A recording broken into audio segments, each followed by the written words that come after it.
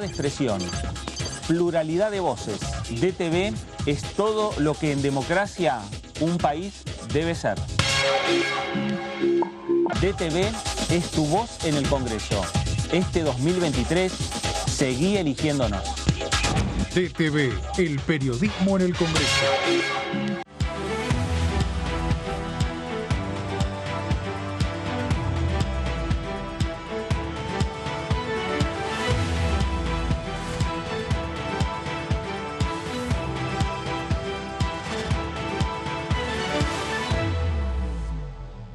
¿Cómo le va? Esto es el análisis por aquí por DTV, el análisis por Diputados Televisión, cerrando una semana en la cual hubo actividad importante en este Congreso Nacional, en esta Cámara de Diputados, en particular la presencia del jefe de gabinete.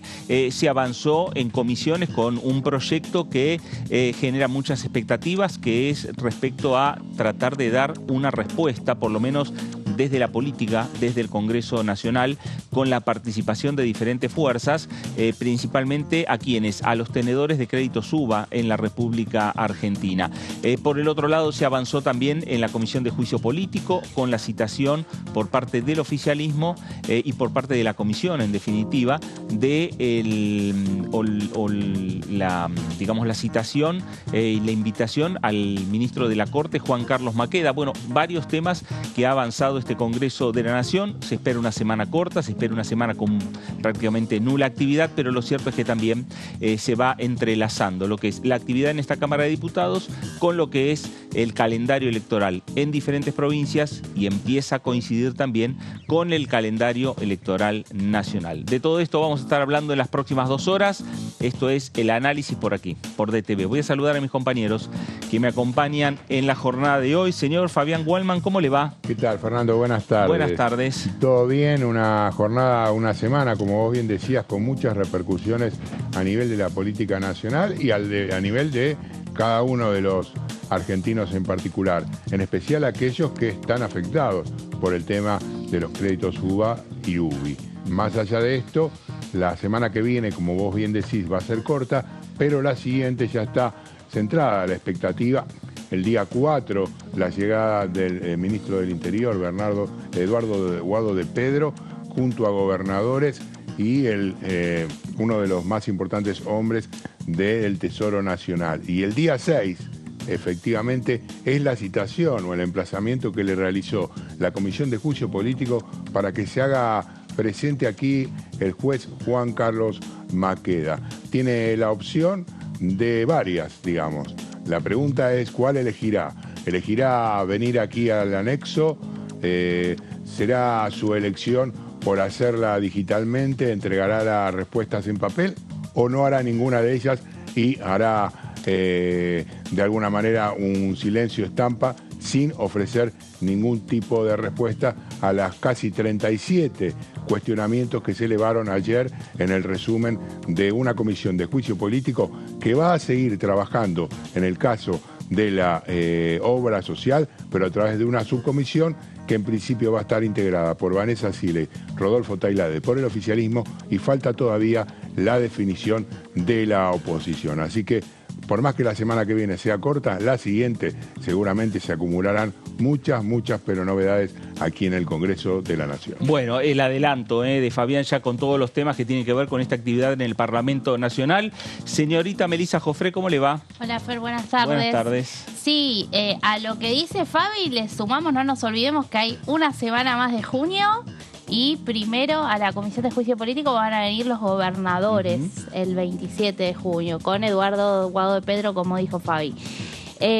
Así que van a ser días movidos después de lo que va a ser el cierre de listas, seguramente. Antes del cierre de listas, estos 3 días que vienen por delante, muy difícil que vaya a haber actividades significativas. Claro. Así que veremos cómo se pone en marcha la Cámara una vez que ya pase el 24 de junio y conozcamos todos los candidatos definitivamente. También la queja de la oposición porque este cronograma que, como detallaba Fabián, se viene para el tema de coparticipación en juicio político, están diciendo que el Frente de Todos, ahora Unión por la Patria, esperó hasta la campaña para empezar a tratar este tema, y hasta pusieron como un manto de sospecha si no van a querer citar a sus precandidatos presidenciales, así lo dijo Juan Manuel López. Por el momento se sabe que no, pero ellos también quieren proponer al ministro de Economía, Sergio Massa. La oposición no tiene mayoría como para poder aprobar eso sin que el oficialismo lo quiera, ¿no? Claro. Sí, así que bueno. Ahí me olvidé el dato, como vos me corregiste, que la llegada de Guado de Pedro y los ministros van a ser el 27, pero la semana siguiente, cuando el 6 se presente el juez Maqueda, el 4 van a estar citados Marcelo D'Alessandro, el ex ministro de Seguridad y Justicia de la Ciudad de Buenos Aires, y su contraparte, la Corte Suprema, según lo que dice el oficialismo, Silvio Robles, la voz que expresa la voz de Horacio Rosati en este tema de la coparticipación, vinculados ellos a partir de los chats en los cuales se conocieron, el diálogo que tuvieron, de alguna manera, según dice el oficialismo, dándole crédito y de alguna manera hablando y acordando en lo que iba a ser el dictamen final de la Corte Suprema beneficiando a la ciudad de Buenos Aires. Bueno, ahí está también el tema, ¿no? Ahí, mientras tanto estamos viendo imágenes de lo que fue esta última reunión, la jornada de ayer, que pasadita el mediodía se reunió en la Comisión de Juicio Político, donde resolvieron, entre otros temas, esta invitación a el ministro Juan Carlos Maqueda para que venga al Congreso de la Nación. Y ahí está también el interrogante que planteaba Fabián. ¿Qué es lo que hará el ministro de la Corte? ¿Por qué está dentro de sus facultades ignorar lo que en definitiva está trabajando el Congreso e ignorar además la citación o la invitación que hace el Parlamento Nacional?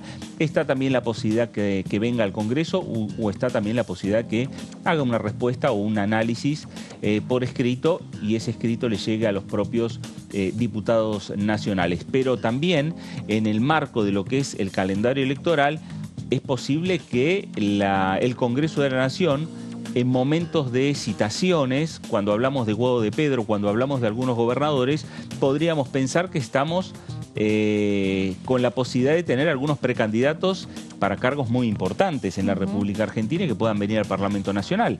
Faltan definiciones todavía en el Frente de Todos. Veremos también qué es lo que hace Juntos por el Cambio, si Juntos por el Cambio va a proponer a la presencia de algunas citaciones en particular para hablar del tema de la coparticipación entre la Ciudad de Buenos Aires y la Nación. Sí, yo te mencionaba que chicañaron así diciendo en la reunión que querían que también entonces venga Sergio Massa, pero al mismo tiempo anticiparon que ellos no iban a proponer ningún testigo. Directamente. Sí. Mantener la misma tesitura que están teniendo hasta ahora. Los únicos testigos que están participando, que están circulando por la Comisión de Juicio Político, son todas a propuesta del oficialismo. Sí. No hay por ahora... lo que han pedido en algunas reuniones de obra social ha sido ampliación de prueba, y ayer también lo hicieron con una sociedad anónima vinculada a Ricardo Lorenzetti. Sí. Revelar, sí. Sí, ahí está de alguna manera justamente el planteo de la oposición, Fer, en el sentido de que ellos ven la función o cómo de alguna manera se maneja la obra social del Poder Judicial de la Nación similar a cualquier otra obra social. No ven ninguna diferencia en cuanto a las falencias. Desde el Frente de Todos dicen, bueno, la verdad es que no es deseable que ninguna obra social tenga los cuestionamientos que nosotros encontramos en el desarrollo de estas prácticamente 16 reuniones, en las 12, 13 reuniones que tuvo la Comisión de Juicio Político, y no es justificativo que una obra social funcione mal como para no hacer justamente esta investigación, porque la característica de esta prestadora de servicios es que es para empleados de la justicia, que son alrededor de 100.000. Los que mayores sueldos cobran del Estado. No tienen exenciones prácticamente ninguno de ganancias. Y quien dirige la obra social no son los propios trabajadores, como puede pasar en un sindicato, sino que lo dirige los jueces de la Corte Suprema. Y no solamente eso, sino que además no está regida dentro de los mismos reglamentos que atañen a otras cobertoras de salud. No responden, por ejemplo, a la Superintendencia Nacional de Salud, con lo cual la obra social es juez y parte. Juez por los dos lados, ¿no? Porque en definitiva no hay a dónde ir a quejarse. ¿Se entiende lo que de alguna manera expresaron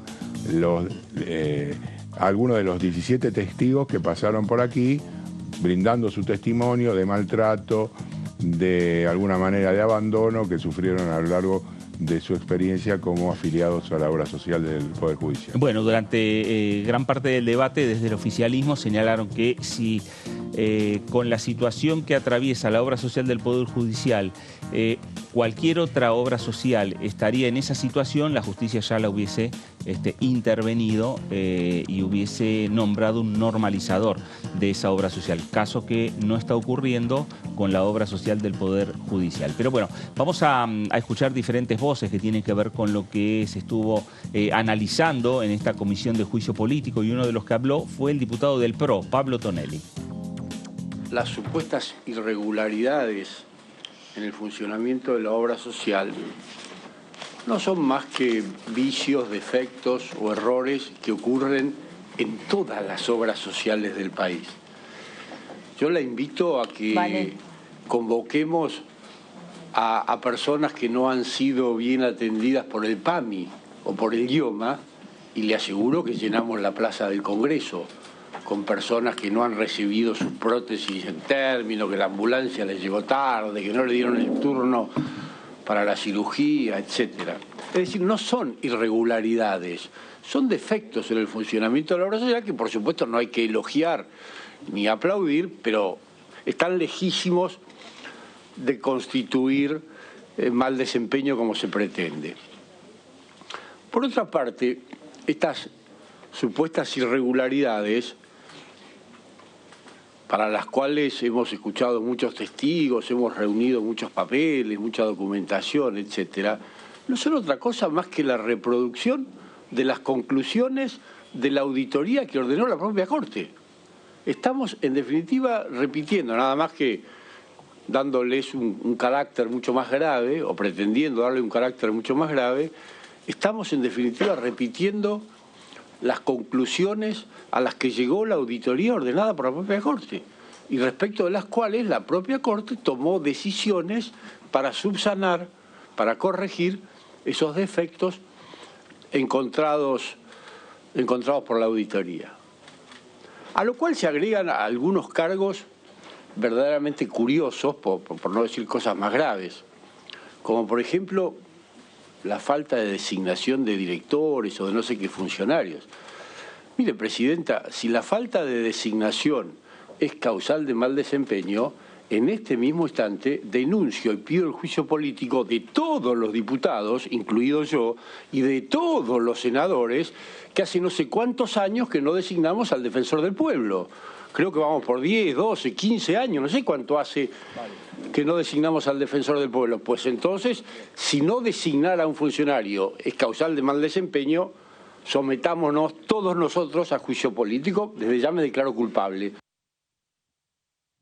Ahí estaba la opinión de Pablo Tonelli, más allá de lo de juicio político, ahí tiene razón Tonelli. Hace años que el Congreso no termina de definir quién va a ser el defensor del pueblo de la República Argentina, un cargo que está, bueno, vacante desde hace muchos años. Después de Mondino no hubo más defensor del pueblo, y Mondino debe haber terminado su mandato ahí cerca de los 2000, del año 2000, 2002. Por esa fecha, a partir de ahí empezó a haber alguien, digamos, durante el gobierno, cargos más... Sí, más durante bajos. el gobierno de Cambiemos creo que había estado como más cercana a la posibilidad de alguna designación. Había 3 candidatos, entre ellos Alejandro Amor, defensor del pueblo de la ciudad, pero... Estaba Humberto Rollero también. Humberto Rollero y también. No sé si no estaba postulado el ex diputado ya fallecido, ahora recientemente fallecido, Héctor Polino. Me parece que no por me ahí acuerdo. estaban Polino, creo los 3 nombres. Polino. Pero tampoco se pusieron de acuerdo. No, hubo. De hecho, los candidatos vinieron y expusieron en el salón, me acuerdo, Eva Perón del Senado. Claro, la senadora Varela estaba presidiendo esa comisión. Marta Varela. Marta Varela del PRO, de la ciudad de Pero Buenos Aires. esa fue la última vez, habrá sido 2017. 2018. Sí, nada más. Pero ahí con un intento de llegar a algún acuerdo y un entendimiento político para designar al defensor del pueblo, que ya en ese entonces ya venía por lo menos con 10 años sin estar vacante. Sí, igual, bueno, acá Tonelli lo toma como un ejemplo para comparar. En un poder legislativo tienen que ser muchas fuerzas las que se tienen que poner de acuerdo para designar a algún funcionario, sobre todo en aquellos que requieren 2/3, ¿no? De un pleno. Y no hablemos ni siquiera, por ejemplo, del mismo cargo que necesita también esa cantidad absoluta que tiene que ver con el procurador. Claro, va al mismo ritmo, también mencionado ayer. Claro, digamos, la oposición dice que el gobierno tiene guardado el nombre hace rato, de hecho se sabe, Rafecas, pero desde el oficialismo en el Senado dicen que efectivamente no están los votos para poder llevar adelante al recinto, llevarlo al recinto, y que no tiene sentido de alguna manera justamente exponerse a una derrota en ese sentido, y por eso hasta ahora no lo han aportado. Claro. Igualmente estamos un poquito huérfanos los ciudadanos, no tenemos el defensor del pueblo, que es una figura, digamos, que si uno no quiere podría tener una relevancia interesante para justamente las relaciones entre los ciudadanos, en cuestiones que tienen que ver con definiciones por ahí de menor tono, pero que sin embargo pueden ser importantes, ¿no? Claro. Así como hay a nivel de, por ejemplo, de las relaciones con las empresas, las compras, lo que se llaman los centros de mediación o COPREC, que se sienta uno de la empresa de un lado y el cliente que no le funciona el lavarropas del otro para tratar de llegar a un acuerdo. Creo que una persona debería estar nombrado como para generar alternativas a soluciones de problemas que efectivamente tenemos los ciudadanos y al Congreso no llegan. Bueno, vamos a seguir hablando de la Comisión de Juicio Político porque dentro de las diferentes voces, lo escuchábamos a Pablo Tonelli, vamos a escuchar a Marcelo Casareto, que desde el oficialismo habló de esta manera. Básicamente, para información de quienes están siguiendo esto por vía televisiva, por los medios, esto se refiere a un conflicto que viene ya de hace algunos años, que se origina fundamentalmente a partir del año 2016, en los cuales, en primer lugar, el gobierno nacional, que encabeza el entonces presidente Mauricio Macri, decide aumentar la coparticipación federal de impuestos en favor de la ciudad de Buenos Aires. Emite un decreto, el 194, por el cual la coparticipación aumenta del 1,40 al 3,75. El decreto en sí no establece cuál es el destino de ese aumento de los fondos coparticipables. Genéricamente habla de las erogaciones necesarias para una mayor autonomía de la ciudad de Buenos Aires. Cuando uno mira a qué debiera aplicarse, en los fundamentos después, verbalmente, se habla de la transferencia de servicios de seguridad de la Policía Federal en favor de la ciudad de Buenos Aires, en base a un convenio que se había firmado unos días antes, el 5 de enero del año 2016, que habla de la transferencia progresiva a la ciudad de Buenos Aires de estos destinos. Pero está claro que el decreto que aumenta la coparticipación federal a la ciudad de Buenos Aires no tiene fundamento alguno en el propio decreto que firma el presidente.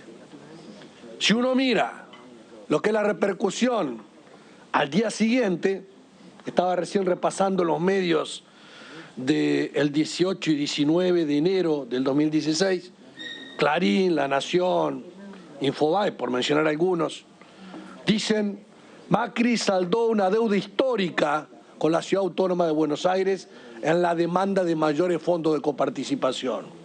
Y hace una correlación entre los supuestos fondos que aportan a la recaudación impositiva la Ciudad Autónoma de Buenos Aires y lo que recibe considerando una coparticipación per cápita. ¿Tá? Las propias autoridades de la Ciudad de Buenos Aires en ese momento plantean que parte del aumento se va a aplicar a la transferencia de servicios en materia de seguridad. Parte. O sea que desde el vamos, el decreto no especifica destino, ni tampoco se especifica una relación entre ese aumento de la coparticipación con el servicio que se transfería. Bueno, ahí estaba Marcelo Casareto desde el oficialismo. Lo cierto es que avanzó un capítulo más en esta comisión de juicio político, en el marco del juicio político, a los 4 ministros de la Corte Suprema de Justicia. Fabián, ¿nos amplías un poquito esta información? Sí, como escuchábamos recién al diputado Marcelo Casareto del Frente de Todos, que se va a seguir llamando así en el Congreso, no va a cambiar el nombre, por Unión por la Patria de Entre Ríos. De alguna manera fue el presentador del caso de coparticipación y trajo a colación varios temas. Por un lado, la historia, que tiene que ver con la línea de tiempo de esta causa que llegó aquí a la Cámara de Diputados a través de la denuncia del presidente Alberto Fernández junto a gobernadores. Y tiene que ver con el fallo que emitió la Corte Suprema beneficiando a la ciudad de Buenos Aires, según esgrimen desde el oficialismo, en un entramado en el cual están incluidos el vocero de la Corte Suprema, Silvio Robles, y el ex ministro de Seguridad y Justicia, Marcelo D'Alessandro. Pero vamos a ver las resoluciones que sacó la Comisión de Juicio Político en su reunión de ayer, a partir de las 13 horas, que duró unos cuantos minutos y tuvo algunos pocos, hay que decirlo, pocos encontronazos entre los diputados de las distintas bancadas, pero algo de picardía en las opiniones, haciendo referencia a algunos candidatos que tenían que venir u otros que no. Más allá de esto, lo que definió es que citó al juez Juan Carlos Maqueda para el jueves 6 de julio de 2023 a esta comisión. Debido a su cargo, puede contestar o no los requerimientos. En caso de hacerlo, podrá hacerlo de forma presencial, electrónica o escrita. A ver, analicemos las alternativas que tiene Maqueda, por sí o por no. Primera parte del cuadro sinóptico dice sí o no. Si dice no, Maqueda, ¿a qué se está exponiendo? ¿Qué es lo que puede perder o ganar? Bueno, si uno lo analiza a simple vista, estaría el dicho que el que calla otorga, digamos, ¿no? Pero también, de alguna forma, le bajaría el tono a lo que podrían llegar a ser sus propias respuestas. Además, tenemos que tomar en cuenta que lo que va a responder el ministro Maqueda, de alguna manera ya estaba expresado en el informe que había presentado los auditores. Entonces, lo único que tendría que hacer es decir que efectivamente sí, esas cosas pasaron y por qué sucedieron. Ahora, lo que de alguna forma quiere evidenciar o generar más pruebas es la administración que le cabía y estaba bajo la responsabilidad del Supremo de la Corte cordobés. Y este es el punto de incidencia más importante sobre el cual la oposición se niega a ver la posibilidad de acusar a Maqueda, porque dicen que en todo caso le correspondería esa acusación al director de la obra social y no, en este caso sería Aldo Tonón, y no al conjunto de los jueces, porque dicen que no podrían estar ocupándose al mismo tiempo de las cuestiones administrativas. A esto le retrucan desde el oficialismo. Bueno, pero había gente de su despacho que se ocupaba de llamar y resolver cuestiones ligadas a tensiones que tenían que no tenían los afiliados. Entonces, es realmente una discusión que va a entrar en un terreno pantanoso y habrá que ver cómo evoluciona, si efectivamente da sí o por no llegue a la comisión Juan Carlos Maqueda. Vamos con la próxima. Las irregularidades detectadas corresponden al periodo sobre el cual se realizó la auditoría a la de la Corte Suprema, entre el 7 de abril de 2008 y el 31 de agosto de 2021.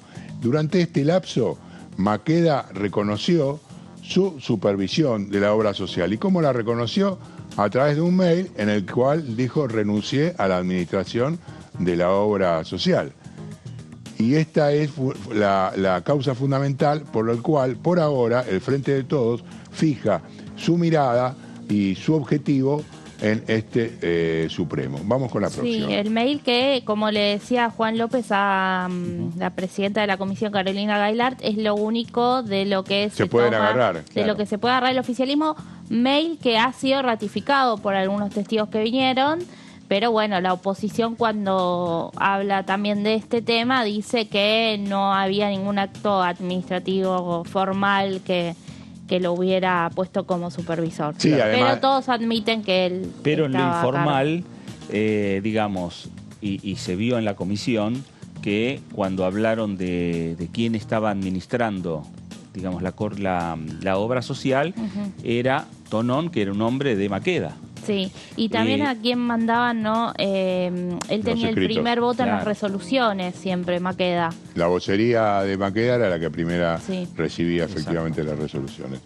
Bueno, entonces, el periodo que va desde abril de 2008 a 2021 incluye las presidencias de Ricardo Lorenzetti, que va del 1 de enero de 2007 al 31 de septiembre de 2018, y de Carlos Rosenkrantz del 1 de octubre de 2018 al 31 de septiembre de 2021. Este periodo de supervisión bajo la mirada del contador Héctor Marchi, o de transición, presidencia de Rosati, también desde el 28 de septiembre del 21 hasta el 2 de noviembre del 2022. Héctor Marchi, que fue uno de los testigos junto con, no recuerdo el apellido, la que decían que era la sobrina o pariente de Maqueda, Marcela Burgos, fueron los dos que vinieron en 2 oportunidades a prestar testimonio aquí en la Cámara.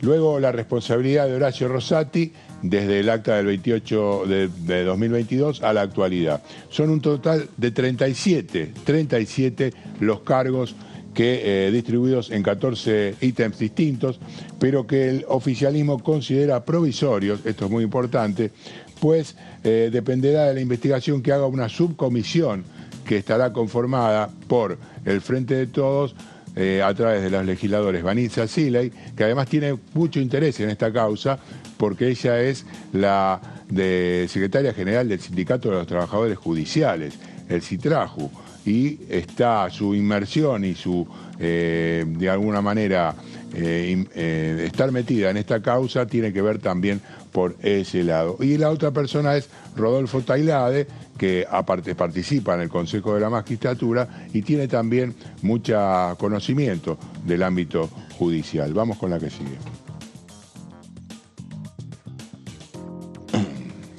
Bueno, la parte legal, esta subcomisión, por el artículo 16, inciso B del reglamento interno, estará integrada en representación, lo que acabo de decir, del Frente de Todos por Siley y Tailade, y faltan todavía la definición de los otros 2 diputados por la oposición. La oposición todavía no los definió, pero va a integrar esa subcomisión. En principio, ayer dijeron que todavía no tenían los nombres, no aseguraron por sí o por no de que efectivamente participen. Gailart la propuso a Oliveto y Oliveto dijo, no, esperen. Por ahora no, por ahora definimos bloque, nada. No. Sí, no, le hizo Lole, claro, digamos. Vamos con la que sigue. Acá está. Bueno, y desde ayer, como decía Casareto, se trata el tema de coparticipación federal. Es la denuncia que había hecho el presidente Alberto Fernández junto a 11 gobernadores, luego de conocerse los chats privados entre Marcelo D'Alessandro, el exministro de Seguridad y Justicia de la ciudad de Buenos Aires, y Silvio Robles. Según el oficialismo, las conversaciones entre estos 2 funcionarios responden a los mandatos, por un lado, del presidente de la Corte Suprema, Horacio Rosati, y por el otro lado, del titular de la jefatura de gobierno porteño, Horacio Rodríguez Larreta. Y de alguna manera dan a entender, a través de estos diálogos, que el acuerdo para que la Corte falle a favor de la ciudad de Buenos Aires en la disputa por este porcentaje que había sido reingresado a la provincia de Buenos Aires por un decreto y votado en la legislatura por Alberto Fernández, tenía un origen espurio, este acuerdo entre ambas secciones, digamos, del Estado Nacional. Y había favorecido, en definitiva, a través de este diálogo, a la ciudad de Buenos Aires. Esta línea histórica que trazó en el video que hace un ratito vimos Marcelo Casareto, que se originó en el año 2016, cuando Macri por decreto determinó que pase la coparticipación de la ciudad de Buenos Aires, se triplique casi, pase del 1,5 a 3,9%. Luego la intervención del ahora diputado Rogelio Frigerio, en ese momento ministro del Interior, dijo, bueno, sí, la verdad es que no hubo ninguna cuestión que lo justifique en ese volumen, lo vamos a reducir, terminó bajándolo 1,15, culminando en 3,75% la coparticipación y sin una especificación clara del destino. Luego, con el tiempo, se firmó justamente una resolución que decía que eso correspondía al traslado de la Policía Federal a la ciudad de Buenos Aires. Bueno, vamos a la próxima. El día 4 de julio están citados a testimoniar el ministro del Interior, Eduardo Guado de Pedro, y hará lo propio gobernadores, como también Horacio Díez, de la Procuración del Tesoro. Bueno, ahí se va a repetir, ¿no? El testigo. 10 ya estuvo, me 10 ya parece. estuvo, claro. Pero bueno, ahora ya tratando otro tema, recordemos que al principio la Comisión de Juicio Político no había definido el sistema de investigación. A partir de luego determinado el tema de el 2x1, decidió, bueno, ahora vamos a tratar un tema por vez, y en esa oportunidad le correspondió entonces a la cuestión de la obra social. Vamos a entrar en la coparticipación, nos queda todavía el Consejo de la Magistratura y habrá que ver si finalmente, efectivamente, baja la otra denuncia que tuvo justamente la Corte Suprema y que tiene que ver con la suspensión de las elecciones en San Juan y Tucumán. Vamos a la que sigue. Ahí terminamos. Ahí pero estamos, bueno, digamos, citaciones. entonces, para resumir, retoman las acciones dentro de 15 días, la semana siguiente a la del 24 la definición de alianzas, la presencia de Guado de Pedro, gobernadores, la siguiente Marcelo de Alessandro y Silvio Robles, y el otro jueves habrá que ver si efectivamente se hace presente o no la gran incógnita Juan Carlos Maqueda. Bueno, gracias Fabián, porque es el tema también, es el tema de la semana respecto a el impacto político de este juicio político que se le sigue a la Corte Suprema de Justicia de la Nación y las definiciones que se sabía que iba a tomar la Comisión de Juicio Político en torno a el ministro de la Corte, Juan Carlos Maqueda, después de haber escuchado en 6 audiencias a diferentes testigos, 2 testigos muy fuertes para esta causa, como es el ex administrador Tonón y también como lo fue el ex administrador de la Corte, Marchi, que en definitiva han generado las mayores expectativas a la hora de las preguntas, a la hora de las repreguntas y a la hora de escuchar por parte de los diferentes diputados que integran esta comisión de juicio político. Y a partir de todo eso, el resultado fue la citación al ministro de la Corte, Juan Carlos Maqueda. Tema central, repetimos ya desde que se inició este juicio político a la Corte, es el tema central desde el punto de vista legislativo y político para el oficialismo, para el Frente de Todos, en este semestre del Congreso Nacional. Algunos en algunos momentos ya anticipaban que como para que esta fecha iba a estar terminado, iba a estar dictaminado. Lo cierto es que faltan todavía varias semanas porque empieza un tema que tiene un alto voltaje político. Aquí, cuando hablamos de la Nación, estamos hablando del Frente de Todos. Cuando hablamos de la Ciudad de Buenos Aires, estamos hablando de Horacio Rodríguez Larreta, de Juntos por el Cambio. Es decir, que esa disputa que hay desde el punto de vista político y electoral se traslada de alguna manera al campo legislativo y a la Comisión de Juicio Político. Sí, claro, obviamente que por eso mismo justo la oposición dice que esperaron a la campaña y ellos creen que el oficialismo intentará sacar provecho de este tema. La realidad es que ayer el diputado Rodolfo Tailade dijo que la causal, la hipótesis que ellos sostienen desde el Frente de Todos sobre coparticipación no tiene tanto que ver con el fallo en sí, con la letra en sí, sino con el proceso que hubo para llegar a ese fallo, ¿no? y ahí es donde ellos ponen el ojo en lo que fueron los chats, esos filtrados, y por los cuales recuerdan cuando comenzó todo este proceso en el verano, vinieron los jueces Sebastián Ramos, Alejo Ramos Padilla, que con diferentes criterios habían decidido sobre si investigar o no lo que allí se conversaba entre D'Alessandro y Robles, quienes, como alguien comentó también ayer en la comisión, no tienen por qué hacer, creo que fue Taylor, así lo dijo, la gran Tonón. No tendrían por qué no venir. Claro. No, de hecho, D'Alessandro yo se lo pregunté hace aproximadamente 3 semanas, durante una de las audiencias del juicio por el asesinato de Lucas González, y él me confirmó que iba a estar presente.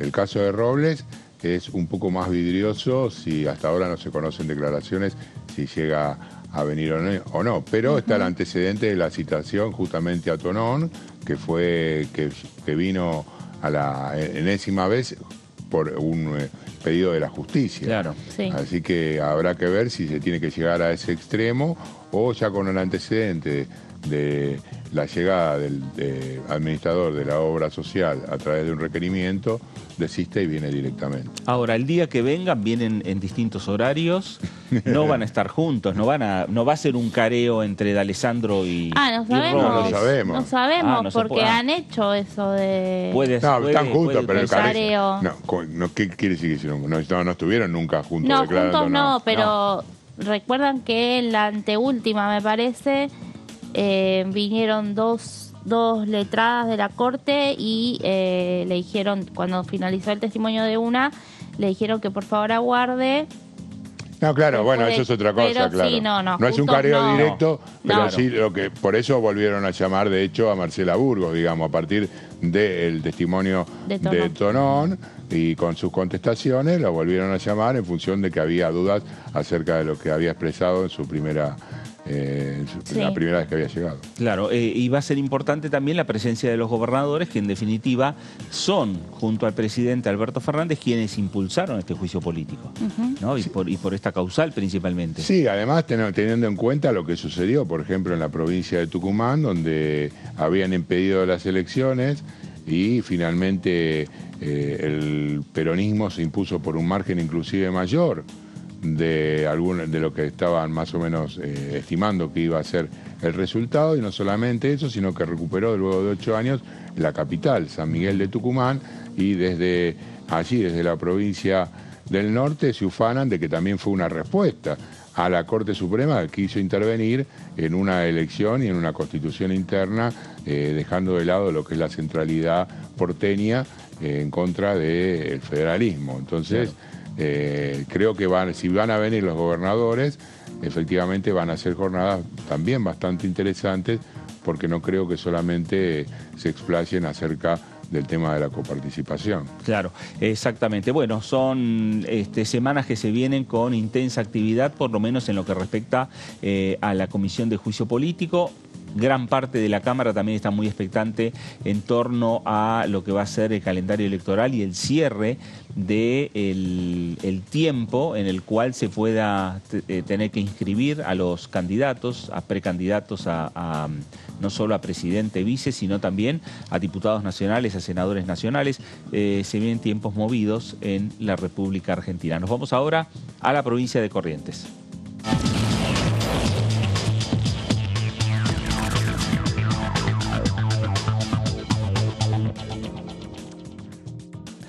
Diputado Jorge Vara, ¿cómo le va? Fernando Fraquelli saluda.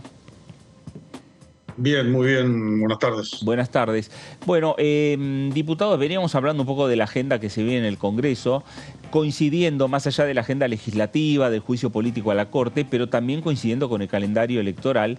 Y ahí también empiezan las horas de expectativas en todas las provincias, en todos los puntos de la República Argentina, porque es el momento también de cerrar, en definitiva, lo que son los candidatos nacionales ya, pensando en la renovación del Parlamento.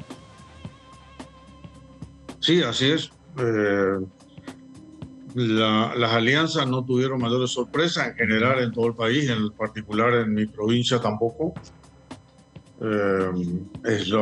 los partidos que venían ubicados en cada uno de los espacios están prácticamente sigue un panorama, por lo menos los partidos más importantes. Nosotros, Encuentro por Corrientes, tiene un número de partidos importantes asociado al espacio. Lo que es el justicialismo, Frente de Todo, etcétera, también tiene un número importante y más o menos dentro de lo previsible, salvo por ahí un par de situaciones, no tanta significancia, por lo menos en lo que hace a caudal electoral y caudal político, digamos, ¿no? Pero ahí no hubo mayores novedades. Luego en las candidaturas sí hay una decisión acá de consensuar, no ir a las PASO, o sea, aparentemente no va a haber alternativas dentro de en lo que va a ser la PASO, o sea, se va a ir con una boleta unificada. Y seguramente yo estimo que va a ir un candidato del radicalismo, por supuesto, y también uno del PRO, pero no hay, eso se va a saber oportunamente, ¿no? Creo que el viernes de la semana el viernes de la semana que viene, el día de cierre, ¿no? Claro. ¿Quién tiene la lapicera en el caso? Novedad. ¿Qué tal, diputado Jorge Guevara? Fabián Waldman lo saluda. Entiendo que su mandato vence a fin de año. ¿Quién tiene la lapicera en el caso de Corrientes? Sí, así es. Yo estoy cumpliendo ahora el 9 de diciembre, estoy completando mandato. Es así, la diputada Jeter también, Ingrid Jeter, está cumpliendo mandato. Nosotros ingresamos en diciembre de 2019, fuimos parte de la fórmula. En esa oportunidad hubo PASO, y ella ingresó segunda en la lista. Yo encabecé la lista, pero hubo PASO. Hoy eso está prácticamente apartado, ¿no? Casi le iría a salvo alguna sorpresa, pero en principio no va a ser así, ¿no? ¿Usted no va a estar en la boleta? No. Yo ya lo planteé y el partido, exclusivamente lo hablé con el partido no me dio respuesta, pero yo manifesté mi intencionalidad en ese sentido. Es decir, me parece que está cumplida una etapa. Siempre dije que el legislativo por ahí no era donde yo más cómodo me sentía, pero había que cubrir esa posición y la cubrí. En su momento, cuando yo fui candidato, primero precandidato a diputado y luego que ganamos en las PASO, bueno, fui candidato, yo no pedí la posición esa, pero había que cubrirla y la cubrí. Y hasta ahora por lo menos no se me ha planteado absolutamente nada, pero en principio manifesté mi intención. De todas maneras,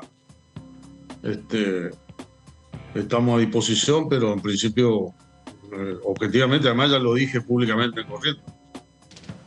En algún medio lo dije, pero de todas maneras es un tema que se resolverá en los próximos días, pero yo creo que tenemos mucha gente como para ocupar esa posición y gente muy preparada y muy capacitada para cubrir esa posición, así que no veo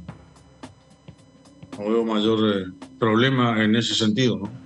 ¿Qué tal, diputado? Melissa Jofré lo saluda. Bueno, teniendo en cuenta entonces que usted no irá por la renovación de su banca este año, nos anticipamos un poco a diciembre y le pregunto qué balance hace del trabajo que ha estado haciendo estos años en la Cámara de Diputados, qué hechos puede destacar de toda la labor realizada. Sí, yo me concentré en algunas de las comisiones que yo integro, con mayor actividad, sobre todo en la agricultura y ganadería, que casi le diría mi comisión natural, porque además fui ministro en el área específica y además por profesión, ¿no? Vinculado a ese área estuvo mi periodo en la función pública acá. Mi único cargo en la función pública acá fueron 10 años ministro de producción, producción acá se llama lo que allá sería agricultura, ganadería. No es lo mismo que producción en el orden nacional. Pues yo creé la Secretaría de Industria también dentro del área de producción, y profesionalmente mi actividad como ingeniero agrónomo, como productor. La docencia universitaria la ejerzo también en el área de producción. Soy titular de cultivos regionales acá en la Universidad del Nordeste, una facultad de agronomía que tiene más de 100 años.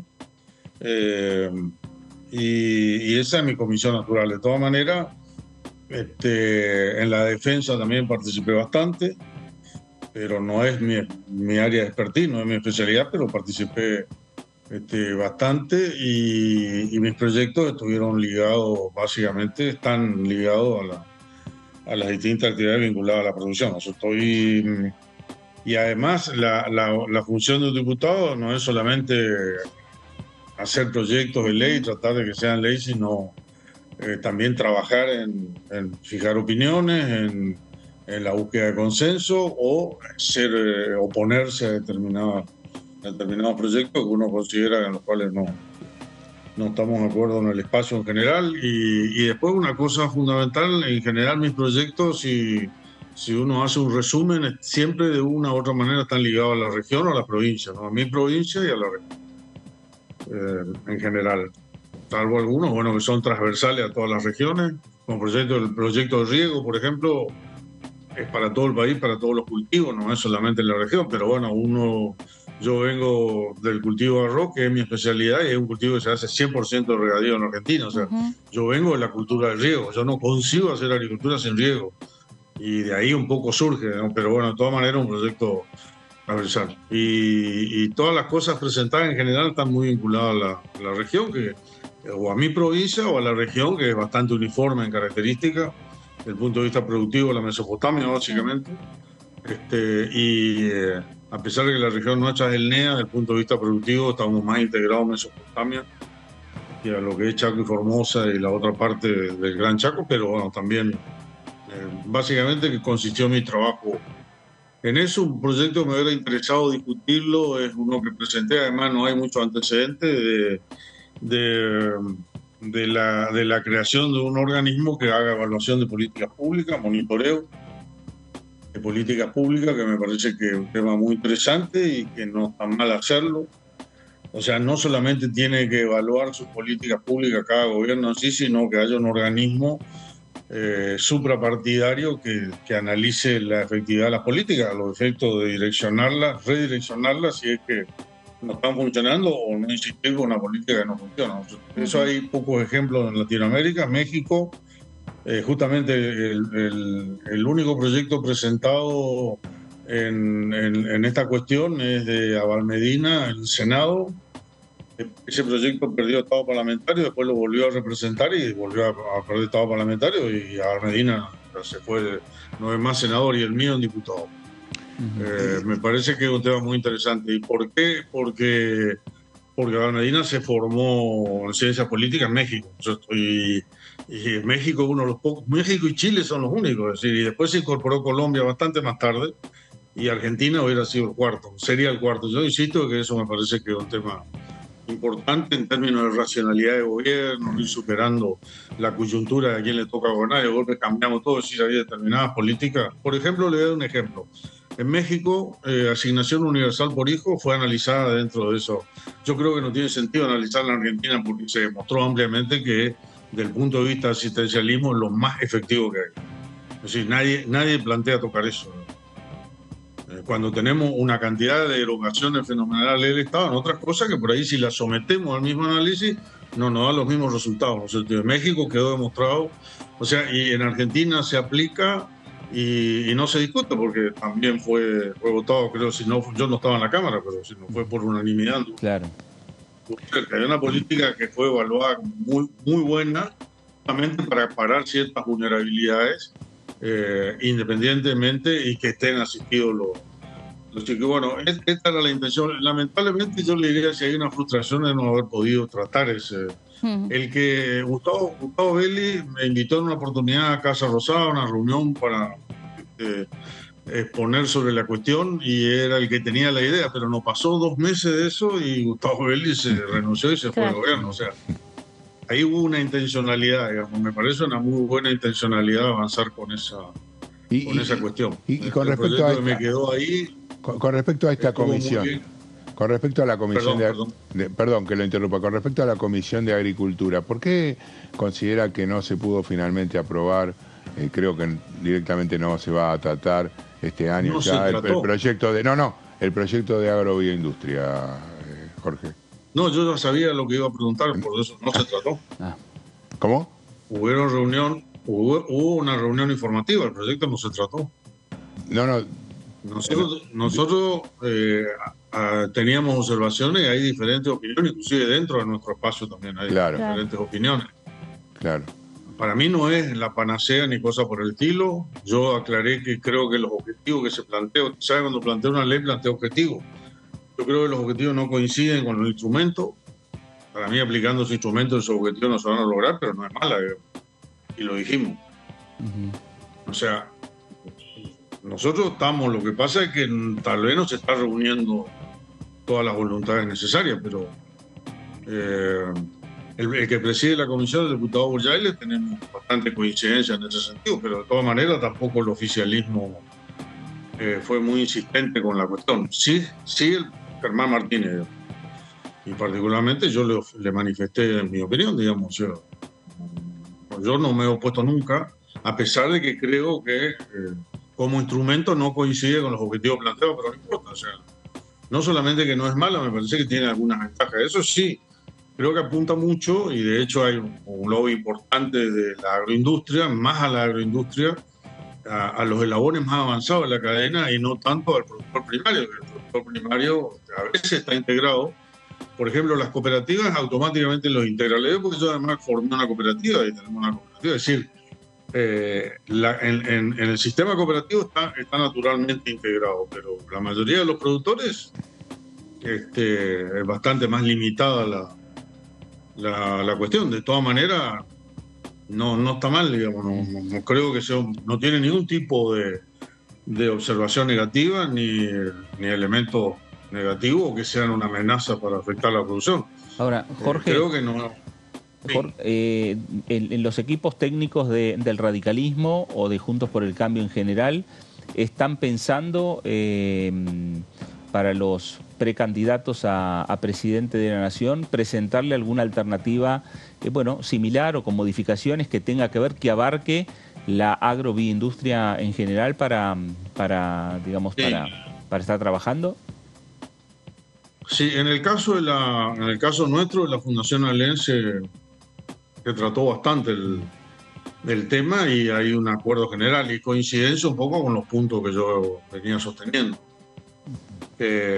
No es la panacea, no creo que se logre todo lo que se dice que se va a lograr en cuanto a un incremento de exportaciones, en cuanto a incremento de la generación de trabajo, que es un tema tan importante como exportar más y que ingresen divisa. También es importante generar trabajo, ¿no es cierto?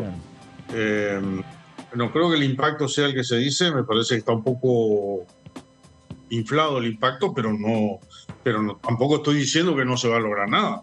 Creo que unos avances se logran. Lo que sí me parece que lo más importante, y es lo que se piensa en el espacio nuestro, es que es fundamental acomodar ciertas cosas en la macroeconomía para que lo otro despegue. Si no, es imposible crecer en forma sostenida y con toda la potencialidad que Argentina tiene en lo que hace a producción de alimentos, como lo venimos sosteniendo también en minería, en energía. Son tres sectores, junto a un cuarto que es la economía del conocimiento, que creo que Argentina no solamente tiene un gran potencial, en realidad Argentina tiene un buen presente porque está avanzando mucho. Economía del conocimiento junto con minería, energía y la producción agroindustrial y de alimentos son las grandes potencialidades que tiene Argentina para salir rápido. Después se tiene que ir complementando con un montón de actividades más, pero para salir rápido me parece que es a donde hay que insistir y es lo que se viene sosteniendo y nuestros candidatos lo vienen sosteniendo, particularmente Gerardo Morales, y en su discurso insiste mucho sobre esta cuestión. Jorge, gracias por estos minutos para con Diputados Televisión. Bueno, gracias a usted. Gracias. Un saludo, buen fin de semana. Gracias, igualmente. Feliz Día del Padre. Felicidades. Sí, el diputado Jorge Vara, diputado de la Unión Cívica Radical por la provincia de Corrientes, hombre que vence el mandato, pero que no va... No pero él prefiere no renovar. Es un hombre de gestión, por lo Claro. que dice, le interesa mucho más un cargo dentro del Ejecutivo Provincial, así que supongo que estará allí nuevamente. Claro, porque ahí... Lo que no me terminó de cerrar es la postura que tiene con respecto a la ley de agroindustria. Digamos, entendí que es algo con el cual él tiene objeciones, pero en líneas generales la ve bien. La ve bien. O sea, hay algunas cosas para modificar. Claro, por eso no me terminó de cerrar, digamos, más tomando en cuenta que dice, bueno, Burchales está a favor. Nosotros sabemos que efectivamente Ricardo Burchales, el presidente de la comisión, y la fundación del radicalismo. No sé, por ahí Melissa tiene alguna otra información. Pero, y la fundación del radicalismo, la fundación ALEM, estuvo también trabajando sobre ese tema. Ahora vamos a hacer una pausa. Bueno. Pero después podemos hablar un poquito más. ¿Qué pasó con agroindustria? Porque fue uno de los proyectos que hace tiempo, ya hace más de un año, que está circulando, dando 2 años, dando vueltas por aquí por el Congreso de la Nación. Vamos a hacer una pausa. Esto es El Análisis. Nos reencontramos en un par de minutos nada más.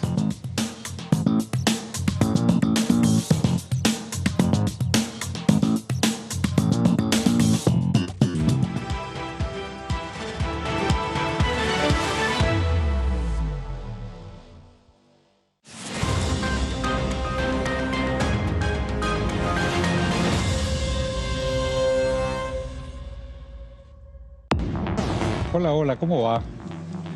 Aquí estamos. Soy más bien de una generación donde ya la dirigencia política, desde hace más de 20, 25 años, después del que se vayan todos del 2001, Tal que es cual. cuando yo ingreso a la política, yo vengo de una generación donde siempre la dirigencia está mal vista, ¿no? Yo vengo pensando mucho en esto de este balance entre por qué estoy acá, por qué estoy haciendo lo que hago, si efectivamente eso tiene algún efecto o no, sobre todo, principalmente para la ciudadanía. DTV Entrevistas, viernes 23 horas. Cuando hagas una compra, paga como quieras, pero paga lo que es justo, porque ahora contás con Precios Justos, el compromiso que tomamos con supermercados y distribuidores de todo el país, para que más de 2.000 productos mantengan su precio por 4 meses y la previsibilidad de que otros 30.000 no superen el 4% de aumento mensual. Además, podés avisar de faltantes o irregularidades para que nadie tenga que pagar de más. Bajate la app, escaneá y conocé los precios justos. Primero la gente. Ministerio de Economía. Argentina Presidencia.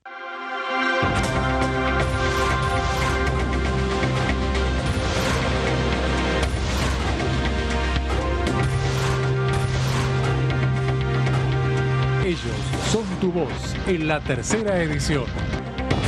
DTV, el periodismo en el Congreso. Exportamos bienes por más de 88.000 millones de dólares en 2022. Y detrás de ese dato hay un movimiento económico que llega a cada rincón del país. Primero la gente. Ministerio de Economía. Argentina Presidencia.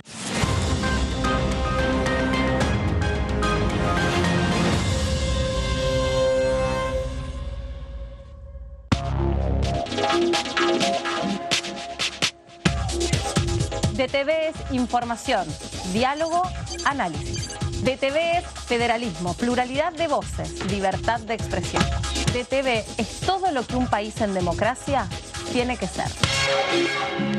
DTV es tu voz en el Congreso. Este 2023, seguí eligiéndonos.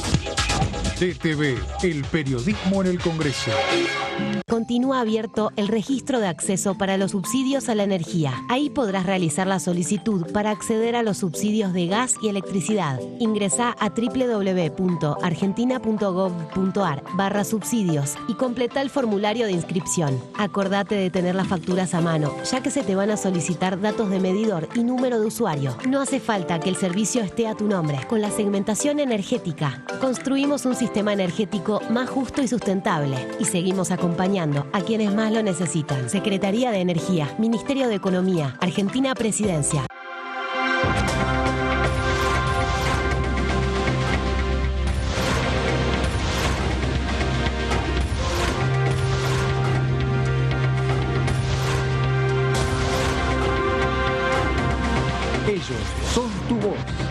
la segunda edición. DTV, el periodismo en el Congreso. Ampliamos las asignaciones familiares.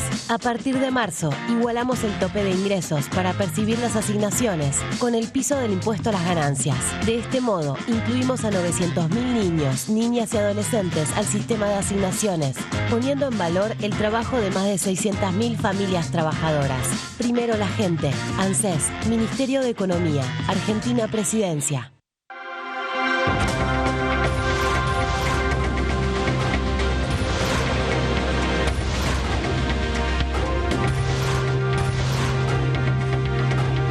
Ellos son tu voz en la tercera edición.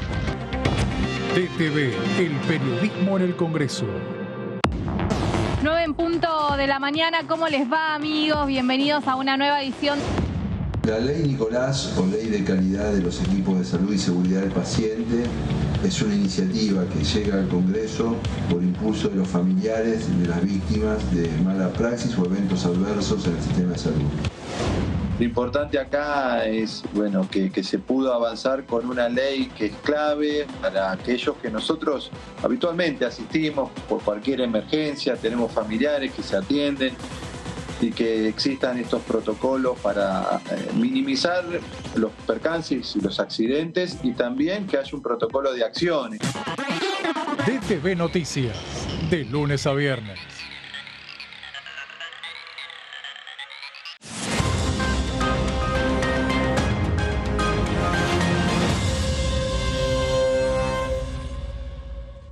Ampliamos las asignaciones familiares. A partir de marzo, igualamos el tope de ingresos para percibir las asignaciones con el piso del impuesto a las ganancias. De este modo, incluimos a 900.000 niños, niñas y adolescentes al sistema de asignaciones, poniendo en valor el trabajo de más de 600.000 familias trabajadoras. Primero la gente. ANSES, Ministerio de Economía, Argentina Presidencia.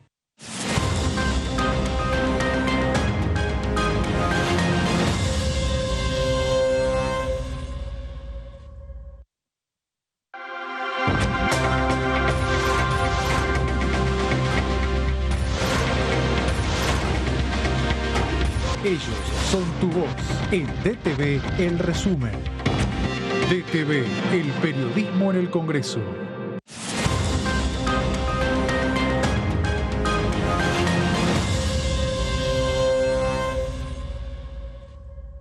Continúa abierto el registro de acceso para los subsidios a la energía. Ahí podrás realizar la solicitud para acceder a los subsidios de gas y electricidad. Ingresá a www.argentina.gov.ar/subsidios y completa el formulario de inscripción. Acordate de tener las facturas a mano, ya que se te van a solicitar datos de medidor y número de usuario. No hace falta que el servicio esté a tu nombre. Con la segmentación energética, construimos un sistema energético más justo y sustentable y seguimos acompañando a...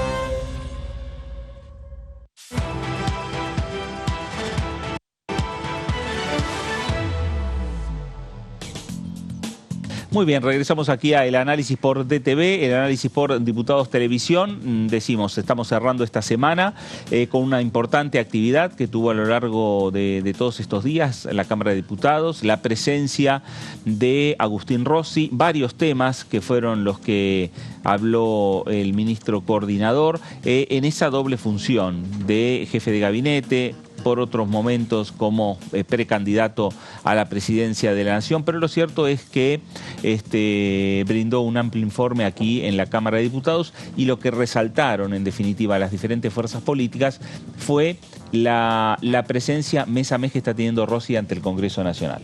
Sí, está cumpliendo con lo que establece la Constitución, a diferencia de su antecesor Juan Mansur, que en estas horas se está festejando por Tucumán y también... están los rumores de que se podría anotar en la carrera presidencial. Otro precandidato. Otro lanzamiento, Melissa, que también puede tener la característica de presionar, ¿no? Para que quizá disputando el espacio que en estos momentos tiene Daniel Scioli, más que nada, porque es ese voto el que va a buscar Juan Mansur, de alguna manera al Olime, como se dice habitualmente en la política, y no le quedan muchas chances, porque hasta último momento todo puede pasar. Sí, la claro. incertidumbre es la palabra del momento, aquella famosa frase, recuerdo que dijo Esteban Bullrich en alguna oportunidad, de vivir con incertidumbre. Creo que es lo que sucede fundamentalmente dentro del Frente de Todos a todos los niveles, ¿no? Y que la decisión está en manos de de dos personas. Por ejemplo, desde La Plata no se escucha ni una voz, no corre ni el zumbido de una mosca en estos momentos. No hay ninguna palabra de Axel Kicillof ni de su entorno acerca de la posibilidad de que no pueda ir por la reelección, como es la aspiración de él como gobernador, sino que finalmente el espacio al que responde, hagamos mención también a que Cristina Fernández ayer justamente se refirió a él elogiándolo en función de la actitud que había tenido la denuncia de lo que significaba la deuda contraída por el gobierno de Mauricio Macri en la Cámara de Diputados. Le hizo un guiño. Habrá que ver si ese guiño tiene que ver justamente con el dirigente del sector que más la representa, más votos tiene y más posibilidades de ser escuchado también en algunos sectores. Bueno, momento de definiciones, momentos de discusiones, puertas hacia adentro de cada una de las fuerzas políticas, mucho más porque todavía no está definido dentro del oficialismo, dentro del Frente de Todos. Nos vamos ahora a la provincia de Buenos Aires.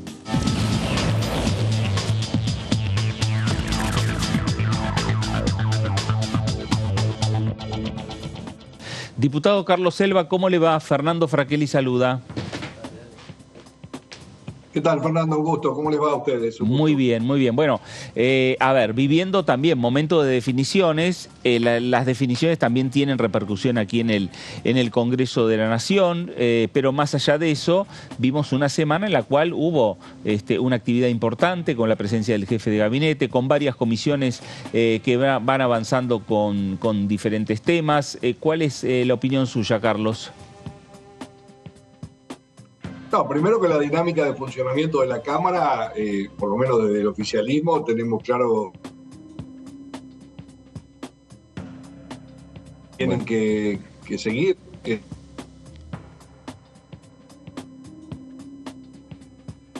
A ver, se entrecorta la comunicación con el diputado Carlos Selva. A ver, ahora sí. A ver, diputado, ahí está.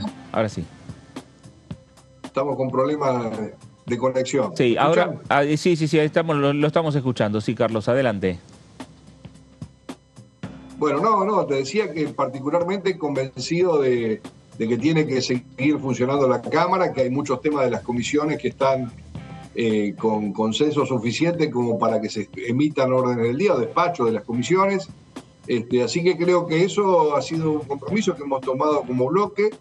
Y lo estamos pudiendo llevar adelante con el consenso, algunas veces con un poco más de complejidad para lograr el quórum, pero está trabajando. Y la reunión del jefe de gabinete cumplió con lo que está establecido en la Constitución y estuvimos participando de ello mayoritariamente el bloque oficialista. Carlos, ¿usted ve, pensando a futuro, pero no un futuro muy lejano, más allá de la campaña electoral, la posibilidad de tener una sesión en la Cámara de Diputados, en el recinto? Bueno, todo está establecido para que el día 28 tengamos una sesión. Va a haber temas que se están discutiendo en labor parlamentaria, pero te reitero, Fernando, hay muchos temas que ya han logrado el consenso, que han logrado los dictámenes, que más allá de temas específicos que pueden traer alguna controversia, hay muchos temas ya acordados con despachos por unanimidad, y que es lo que le hemos planteado modestamente a la presidenta de la Cámara, que tiene que estar incluidos en la próxima sesión. Y desde ese lugar, estamos en un momento crucial, falta poco más de una semana para el cierre de las listas. El representante del sector que usted pertenece, Sergio Massa, el sábado pasado se expresó claramente en caso de que haya paso. Anótenos, ahí vamos a estar, dijo en Malvinas Argentinas. La expectativa está centrada en que efectivamente el ministro de Economía sea candidato a presidente. Carlos, Fabián Waldman, ¿qué tal? Buenas tardes. ¿Qué tal, Fabián? ¿Cómo te va? Buenas tardes. Bueno, vos sabés muy bien que lo digo siempre, yo no soy objetivo. Considero que Sergio es la persona que más se ha preparado para asumir responsabilidades ejecutivas. Creo que lo sigue demostrando todos los días con una de las cosas que más nos demanda la sociedad, un fuerte compromiso con la responsabilidad asumida. O sea, es un tipo que labura 20 horas por día en el tema al cual está abocado, que hace todo el esfuerzo posible, que pone todo de sí. Y cuando hablo que pone todo de sí, no solamente pone capacidad, sino amplitud de criterio para saber escuchar opiniones, para tratar de lograr consensos en algunos temas que son de la realidad cotidiana de la gente. O sea, creo que Sergio es el que mejor expresa que, sobre todo nuestro eslogan oficial, que dice primera gente, bueno, si hay alguien que lo expresa con responsabilidad es Sergio. Diputado, ¿qué tal? ¿Cómo está? Lo saluda Melissa Jofré. Quería consultarlo porque, hablando de todo el trabajo que hubo esta semana, en la previa de lo que fue la visita del jefe de gabinete Agustín Rossi, se reunió la Comisión de Intereses Marítimos y bueno, allí se alcanzó un dictamen de consenso del cual usted fue parte, que tiene que ver con trazabilidad de la pesca. El año pasado, bueno, finalmente no se había podido tratar, creo, en presupuesto y Hacienda, ¿no? Por eso se había caído. Sí, como vos bien lo decís, el proyecto es la tercera vez que lo presento. La primera no habíamos logrado el tratamiento, la segunda logramos dictamen de la Comisión de Intereses Marítimos y lamentablemente se cayó por el periodo legislativo, que son los proyectos de ley. En este caso lo volvimos a presentar ahora, volvió a tener dictamen por unanimidad, así que bueno, ahora nos quedan los desafíos que cada uno de los que pertenecemos a la comisión, en nuestros respectivos bloques, hablemos con los integrantes de las otras comisiones como para que esto vaya avanzando. Así que yo realmente agradezco a todos los legisladores. Sí, el SENASA, hubo funcionarios que vinieron, ¿no?, a exponer sobre las acciones que ya se están haciendo, pero la ley tendría como diferencia que este sistema sería a nivel federal, o sea, en todo el país sería como un sistema único, digamos. Mirá, tanto SENASA como la Secretaría de Pesca han venido avanzando mucho desde el primer proyecto que presenté en el 2018, ahora se avanzó mucho desde el área de la Subsecretaría de Pesca. Nosotros entendemos que la ley no interfiere con nada de las disposiciones ni digamos, ni un montón de situaciones que han ido avanzando, ni SENASA, ni mucho menos. Lo que nosotros estamos convencidos es que tiene que haber una ley. Estamos hablando de trazabilidad. Estamos hablando de proteínas, estamos hablando de aumentar nuestro comercio exterior. Bueno, para todo ese marco normativo tiene que haber un respaldo de una ley que apruebe el Congreso de la Nación. Esa es la interpretación que hacemos, claro, y es la que hemos venido sosteniendo y que es con mayores consensos. Carlos, para explicarle al público, ¿qué quiere decir cuando usted dice sistema de trazabilidad?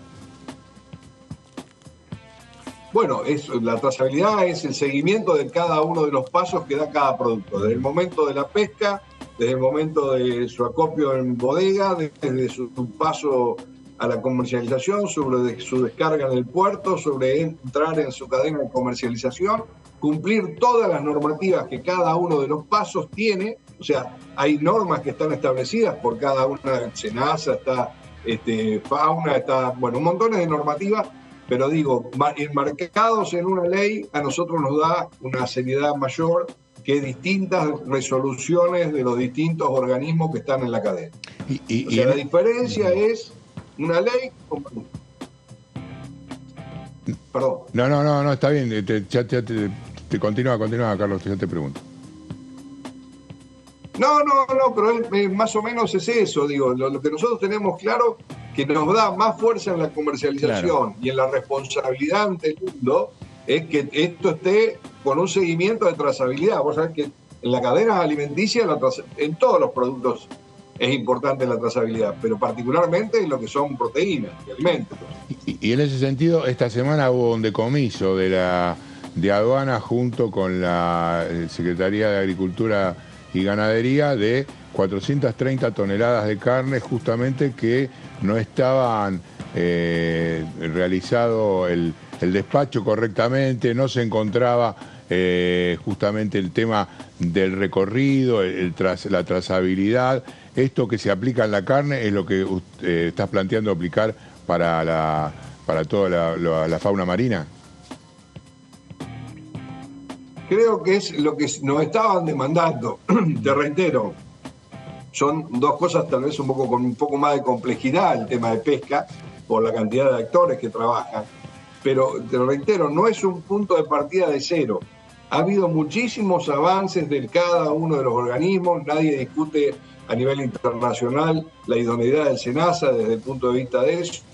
Reitero, la Secretaría de Pesca ha venido avanzando mucho en un cronograma, en un seguimiento, en lo que son las cuotas de pesca, bueno, un montón de cosas. Pero nosotros decimos, y todavía creo que queda abierto con algunas áreas del Ejecutivo una discusión, que en el tema de trazabilidad nosotros no ponemos quién tiene que ser el área del Ejecutivo que tenga la responsabilidad de coordinar esta trazabilidad. Eso lo dejamos a criterio del Ejecutivo, pero sí decimos que cada uno tiene que ir cumpliendo los pasos. Para eso establecimos todas las cosas. Bueno, hace pocos días algunos de ustedes también participaron, yo no me acuerdo, Fernando, a vos, cuando se habló de los artes de la pesca, ¿no? Desde el punto de vista del impacto ambiental que generan el arte de la pesca, con las redes y con lo demás. Digo, hoy estamos, la verdad la Comisión viene trabajando muy fuerte en poner al recurso itícola como un recurso importante. Bueno, ahí perdimos la comunicación con el diputado Carlos Selva. Vamos a ver si se restablece, porque veníamos lo veníamos escuchando bien, sí, pero con algunas algunas dificultades respecto a este proyecto y a los temas de agenda que está tratando la Cámara de Diputados. Es verdad que el proyecto de ley de trazabilidad de la pesca varias veces estuvo hablando y yo hacía hincapié en qué quiere decir, porque la verdad que a veces cuando uno plantea estos temas, del otro lado dicen, ¿y qué quiere decir la trazabilidad de la pesca? Y es sumamente importante saber cuál es el recorrido que van haciendo los productos que en definitiva después llegan a nuestra mesa. A ver si... vamos a volver a ver si nos podemos... Ahí estamos. Carlos, ahora sí lo escuchamos nuevamente. Bueno, no hay mucho más para agregar, Fernando. Lo que digo es que la Comisión viene trabajando y demostrando claramente que sobre los intereses de fondo superan las cuestiones partidarias. Claro. Los dictámenes de estas dos temas están viniendo por unanimidad.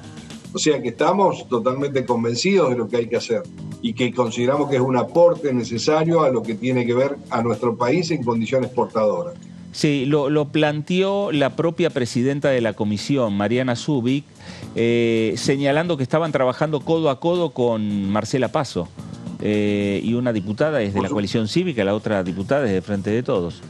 Así que en eso realmente, además son proyectos que cruzan también a todos los intereses de todos los bloques políticos, ¿no?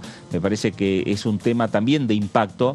No parecería, porque a lo mejor no está en la tapa de los diarios, pero es también un proyecto de ley de alto impacto social, que ustedes están analizando y que están avanzando. No, y además, Fernando, todavía hay en carpeta y con temas de discusión, con muchas conversaciones entre el Departamento Ejecutivo y miembros que formamos parte de la Comisión, sobre otros temas que tienen que ver con muchas cosas, con la pesca residual, con montones de cosas que, si bien están normadas, requieren de que el Estado tenga una presencia más activa. Bueno, creo que si tenemos entonces sesión, efectivamente el miércoles 28, van a culminar el mes de las listas de elecciones, por lo menos ahí en el recinto, con una expectativa hacia julio que, bueno, habrá que ver. ¿Qué temas, en definitiva, están ahí mirando como para bajar al recinto, Carlos? No, yo no te digo, uno tiene, y con ustedes lo he hablado, uno puede hacer mención a los proyectos que son propios. Yo, en lo personal, tengo tres leyes que están aprobadas con orden del día, que fueron iniciativas personales.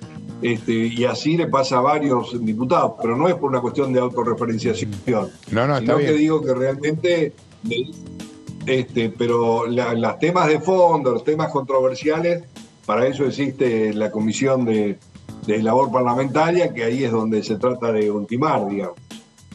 Diputado, este año en diciembre vence su mandato.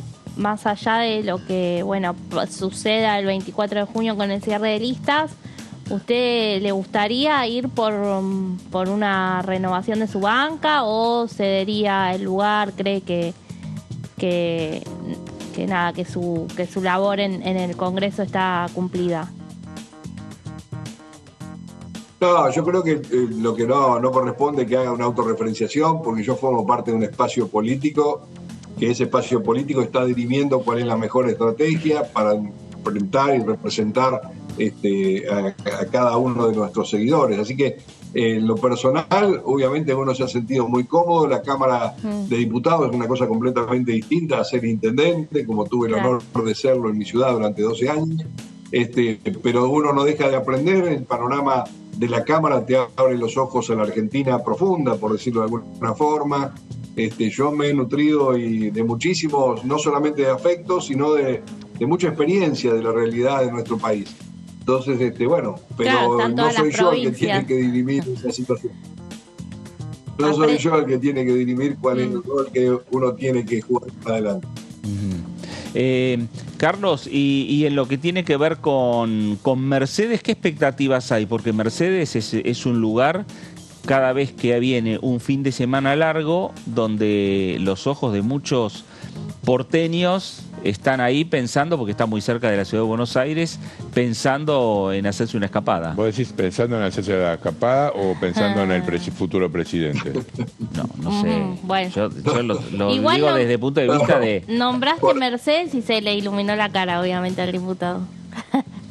No, pero ustedes sabrán que más allá de que siempre ha sido una ciudad con mucho peso político, por su peso institucional. Realmente Ciudad de Mercedes es una ciudad muy importante desde el punto de vista institucional, lo hemos dicho muchísimas veces.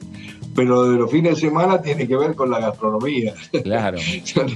No quiero bajar el año a nadie, pero que somos un buen destino para el vino y turismo de fin de semana y coronado por una buena gastronomía. Claro.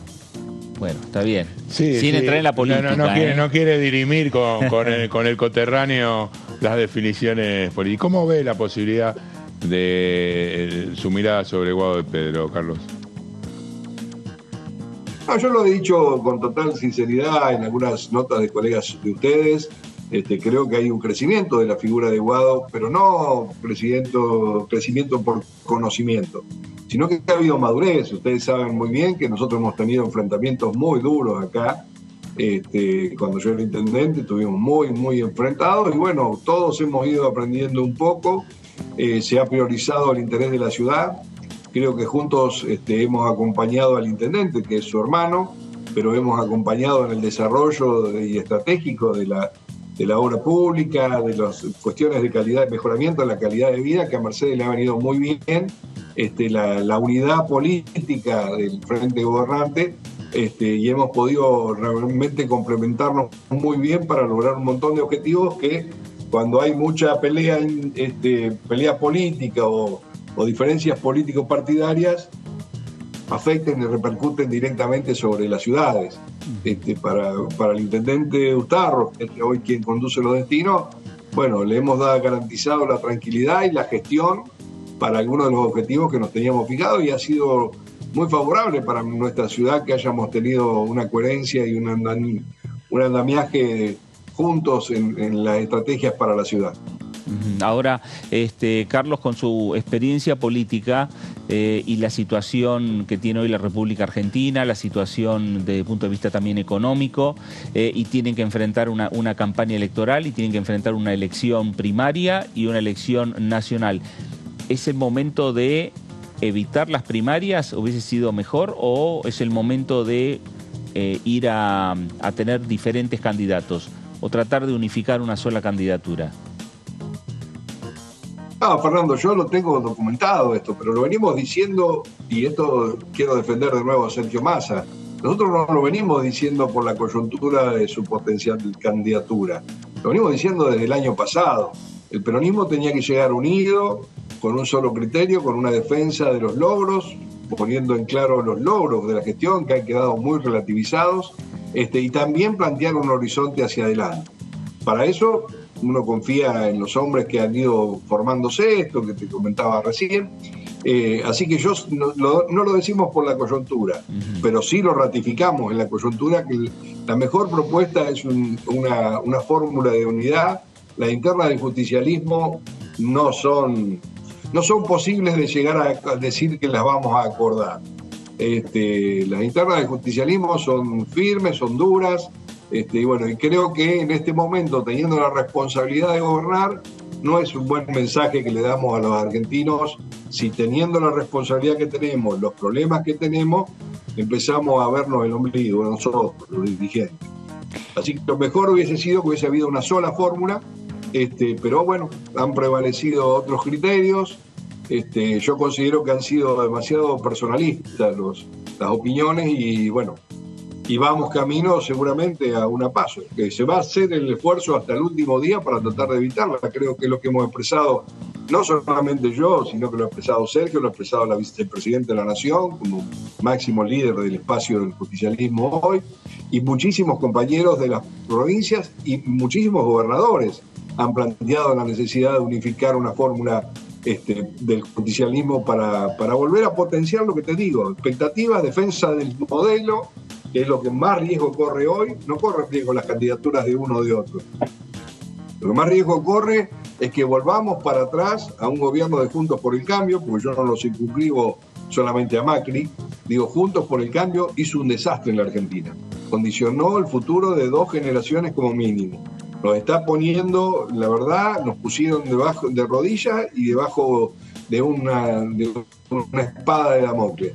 Bueno, esto está en riesgo potencial de volver a pasar. Para eso el justicialismo se tiene que ordenar. Diputado, lo quiero llevar de nuevo a un tema del ámbito parlamentario para consultarle, porque hace unos días atrás, no sé si la semana pasada hubo una reunión de la bicameral interparlamentaria con México que usted integra.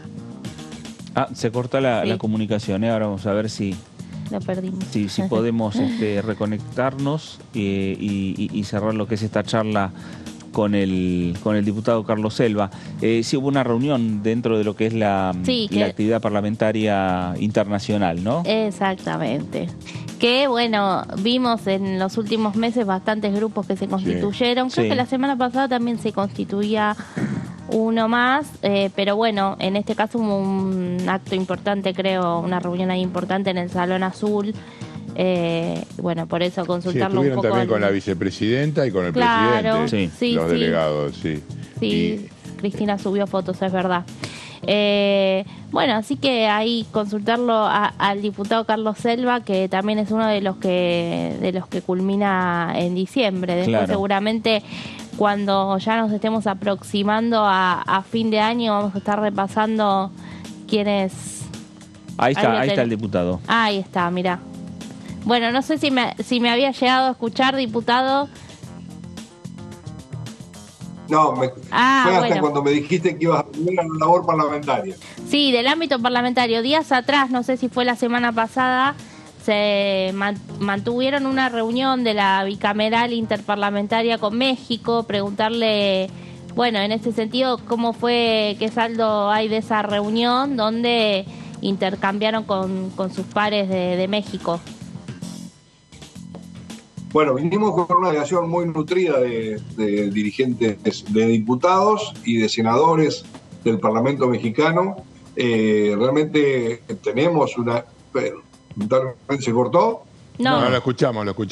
¿Se cortó? Bueno, mejor. No. No, la reunión fue muy buena, viene de un correlato de actas. Yo formo parte del grupo parlamentario de amistad con México desde hace 7 años. Por supuesto, la interrupción de la pandemia fue como tantas otras cosas.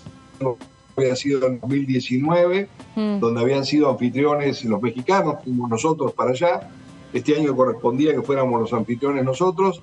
Hay un acta donde se ha firmado y han quedado cosas pendientes donde ambos parlamentos nos hemos comprometido a seguir avanzando. Así que creo que los grupos de amistad tienen una fluidez bastante importante, pero particularmente en Latinoamérica y nosotros con México, por la historia que México ha sido siempre un país amigo, que ha sabido cobijar en momentos de mucha violencia en la Argentina a muchísimos argentinos en su país. Bueno, esto lo tenemos que coronar. Hoy las balanzas comerciales no son compatibles con los PBI de ambos países. Tenemos que fortalecer el intercambio comercial.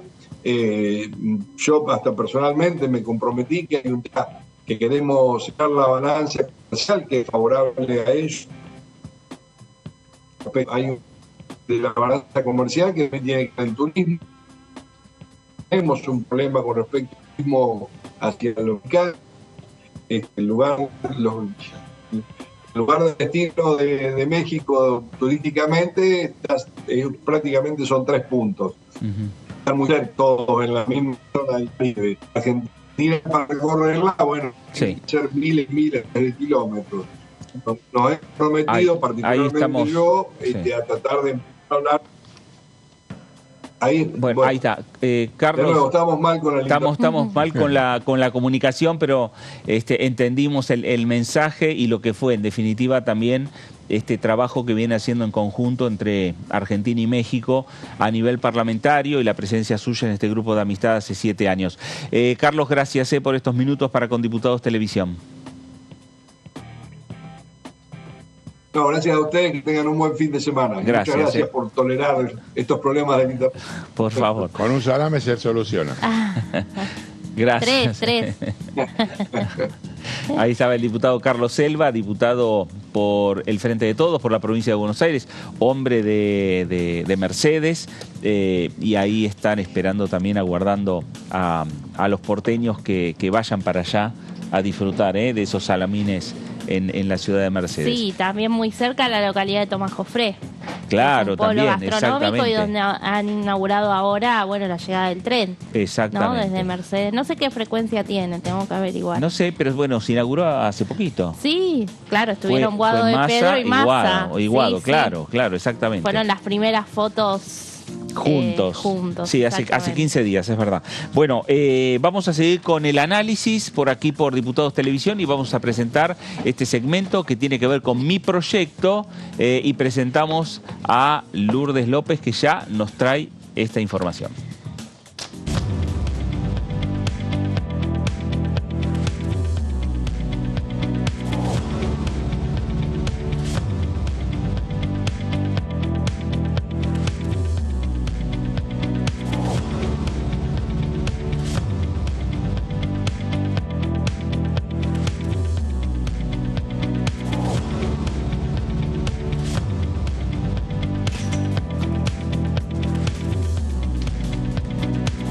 Hola, ¿cómo están? Bueno, muy bienvenidos y bienvenidas a una nueva edición de Mis Proyectos.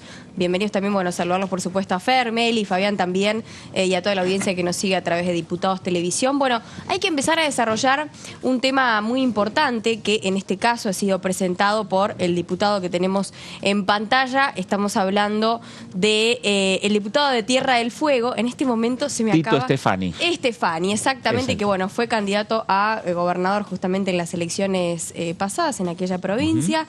Y puntualmente este proyecto trata de las modificaciones a lo que son el Programa Nacional de Formación de Emprendedurismo, la Ley 26.206, que sabemos que Tierra del Fuego es una provincia que se caracteriza por impulsar la producción también y todo lo que tiene que ver con materia de generar empleo. Con esto, este proyecto ha sido también presentado por este diputado, pero con algunas modificaciones y que tienen que ver con el emprendedurismo, pero promueve el desarrollo del capital emprendedor. Ahí lo vamos a ver bien en la próxima placa, qué es lo que establece y qué es lo que propone también el diputado Stefani, a ver si la tenemos, sobre estos cambios en la Ley 26.206, promueve el desarrollo de capital emprendedor considerando la presencia geográfica de la actividad emprendedora en todas las provincias del país, a los fines de fomentar el desarrollo local de las actividades distintas productivas, ¿no?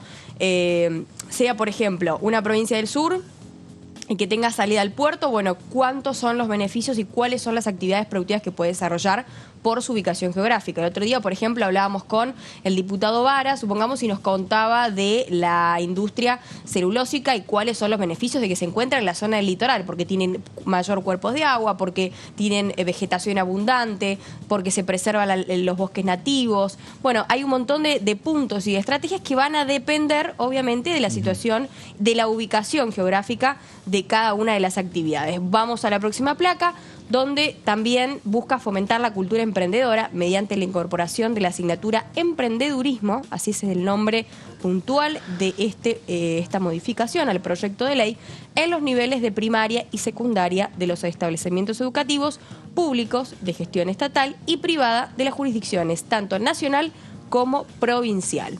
Bueno, además, en la próxima placa busca, creemos que estamos formando a los jóvenes para el siglo que pasó y que los deberíamos formar para el siglo que viene. Estos fueron testimonios de primera mano también por parte del diputado de la provincia de Tierra del Fuego, que hacía referencia a estas ganas también y a este impulsar también a los más jóvenes, ¿no? A que se puedan incorporar y ser parte del nuevo mercado y de las nuevas propuestas productivas de cada una de las provincias. El emprendedurismo, también creo que tenemos la próxima placa, a ver si coincide. Perfecto, el emprendedurismo logra insertar a jóvenes en el mercado laboral. Esto que les decíamos, debemos cambiar el plan de estudios para que los docentes estén preparados para formar a los jóvenes. Y esto puntualmente también tiene que ver con achicar la brecha entre la universidad o entre la secundaria o entre los estudios terciarios para con la vía laboral, ¿no? Sabemos que hay un abismo en el medio y que realmente con el avance de las tecnologías y con las actividades productivas es difícil, es complejo que por ahí los jóvenes se acostumbren a dar este salto después de terminar de estudiar y de llevar todo lo que se aprendió de alguna forma en la teoría a la práctica. Es por eso que se busca, de alguna manera, achicar esta brecha y poder de esa forma fomentar el emprendedurismo, no solamente en la sociedad en general, sino también en los más jóvenes. Bueno, gracias, porque en definitiva este es uno de los proyectos y es uno de los temas. ¿Vamos a tener testimonios, Lourdes, sobre ese tema? Dale, sí, obviamente. Vamos a compartirlo. Bueno, ahí estamos. El testimonio del diputado Tito Stefani, que en definitiva es el autor de esta iniciativa, y que tiene que ver en parte con la agenda que tiene el Congreso Nacional respecto a estos temas de emprendedurismo, que es lo que está planteando el proyecto del diputado por la provincia de Tierra del Fuego. Lourdes, te agradecemos porque vamos a cambiar de tema, porque vamos a hablar de un tema que también tiene que ver con otro de las iniciativas. ¿Y cuáles son las iniciativas? La ley de envase en la República Argentina. Un proyecto que se vuelve a presentar, que ya en un momento determinado, hace 2 años nada más, fue discutido por parte de los legisladores nacionales y ahora es Natalia Saracho nuevamente quien presenta este proyecto de presupuestos mínimos de protección ambiental para la gestión integral de envases y reciclado inclusivo. Meli, ¿qué podemos decir al respecto? Porque se vuelve a presentar este proyecto y genera siempre expectativas para un sector. Así es, Fer, como vos bien decías, se volvió a presentar este proyecto que fue debatido hace 2 años ya, bueno, 1 año y medio, porque hacia fines de 2021 había tenido dictamen de comisiones, luego perdió estado parlamentario en diciembre de 2021 con el recambio de la Cámara y, bueno, si bien había tenido despacho en las comisiones de Recursos Naturales y de Presupuesto y Hacienda, no había llegado al recinto, ¿no? En su momento lo había presentado el Poder Ejecutivo con el impulso y el respaldo de Máximo Kirchner, que estaba bastante involucrado. De hecho, él forma parte de la Comisión de Recursos Naturales. No sé si es la única o una de las muy poquísimas comisiones que integra. Pero ahora lo vuelve a presentar una diputada Natalia Saracho, que es diputada del sector de Juan Grabois, dentro del Frente de Todos. Y bueno, esta semana se realizó un acto aquí en el anexo de la Cámara Baja, que contó con la presencia obviamente de Saracho, de el jefe de bloque Germán Martínez y de funcionarios del Ministerio de Ambiente, que obviamente están de acuerdo con el proyecto porque ellos lo impulsaban también en 2021, claro, ¿no? Así que este proyecto está fresco, tiene fecha del 13 de junio, ingresado por mesa de entradas, y vamos a repasar un poquito. Tiene algunos cambios, pero vamos a repasar cuál es su espíritu, digamos, original, para establecer estos presupuestos mínimos de protección ambiental en todo lo que es la gestión integral de envases, ¿no? Vamos a ver la siguiente placa. El proyecto trabaja sobre el paradigma de responsabilidad extendida de los productores. Esto es un concepto central que tiene, que no se ha modificado en esta iniciativa respecto de la original, y procura incorporar los costos ambientales de los envases a lo largo de su ciclo de vida. Esto es la extracción de materiales, la producción, distribución, consumo y desecho. Una especie de trazabilidad, claro, podríamos decir, ya que estábamos hablando de esa palabra anteriormente. Bien. Además prioriza la reutilización, el reciclado y otras formas de valorización. Alienta una forma de fabricación que tienda al diseño de productos amigables con el ambiente, es decir, que cada vez más la industria, ¿no?, se renueve y pueda empezar a hacer productos, así como con la ley del etiquetado se da el impulso a que las industrias alimenticias empiecen cada vez más a hacer más productos saludables. Bueno, en este caso, que los productores de lo que es envases hagan cada vez más envases amigables, ¿no?, con el ambiente. Y genera obligaciones a los productores para el tratamiento de los envases mediante distintos mecanismos. Se crean distintos sistemas de gestión, claro, algunos privados, algunos público-privado, pero bueno, las empresas en definitiva, ahora vamos a avanzar un poco más, pero aquellas empresas que presenten un plan de gestión de reciclado efectivamente van a tener algunos beneficios. Y además que recuperen el envase. Claro. En definitiva. Sí, sí. Porque es un poco el motivo por el cual se está discutiendo esta ley, o se intenta discutir esta ley. El envase que vende la gaseosa, que vende la empresa de gaseosa, la idea es que de la fábrica que vaya a la distribuidora, de la distribuidora que vaya al supermercado, del supermercado a la casa, y de la casa que no quede por ahí. Claro, que vuelva de alguna manera otra vez a la empresa. Exactamente. Bueno, el objetivo es facilitar la gestión de los envases en todo el territorio nacional, reducir su impacto sobre el ambiente y la salud, promover la responsabilidad de los productores, como estamos diciendo desde el principio, y reconocer y poner en valor también el trabajo de los recuperadores urbanos. Justamente esto es lo que se busca, ¿no? Un poco es, así como vos mencionabas, todo el proceso, claro, esto es cíclico, ¿no?, de la economía circular. Al mismo tiempo que los productores tienen responsabilidad, que el consumidor también empieza, ¿no?, a partir de una ley, siempre se promueve también el tema de la educación, ¿no?, en los consumidores. Claro. Bueno, a partir de esa toma de conciencia y de todo este trabajo que hacen recicladores urbanos, se genera esa rueda, ¿no? ¿Reciclan ustedes los materiales? No. Bueno, mira, yo, ¿viste? Hay que ser sincero. En mi casa, por iniciativa de mi mujer, sí tenemos una bolsa que regaló el gobierno de la Ciudad de Buenos Aires. Claro. Y ahí juntamos todo. Yo también no lo hago a menudo, limpio los envases. Y en la esquina de casa tengo un contenedor para justamente los productos que son reciclados. Sí. Y en la ciudad, y aquí mismo también, con sueldos que hay que decir que no son muy muy elevados, trabajan en cooperativas recicladoras, están agrupados en distintos puntos de la ciudad, pero son muchos miles las personas que viven del trabajo.